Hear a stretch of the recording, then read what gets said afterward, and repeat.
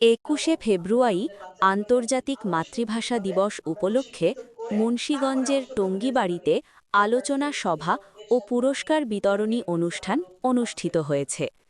উপজেলা প্রশাসনের আয়োজনে শনিবার সকাল ১০টায় উপজেলা পরিষদের সভাকক্ষে এ আলোচনা সভা ও পুরস্কার বিতরণী অনুষ্ঠান অনুষ্ঠিত হয়।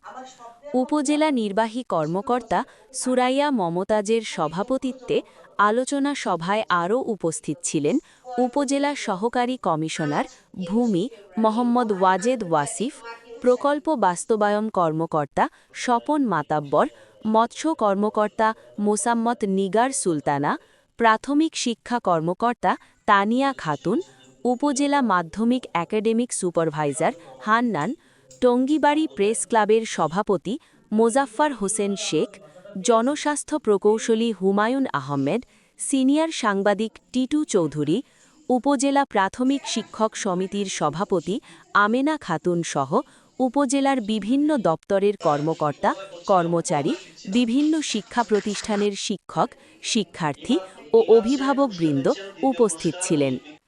আয়োজিত এ অনুষ্ঠানে ভাষা শহীদদের প্রতি গভীর শ্রদ্ধা নিবেদন করা হয়। পরে অনুষ্ঠিত আলোচনা সভায় বক্তারা মহান ভাষা আন্দোলনের ইতিহাস, মাতৃভাষার গুরুত্ব এবং ভাষা শহীদদের আত্মত্যাগের কথা স্মরণ করেন। আলোচনা সভা শেষে বিভিন্ন প্রতিযোগিতায় অংশগ্রহণকারী শিক্ষার্থীদের মাঝে পুরস্কার বিতরণ করা হয়।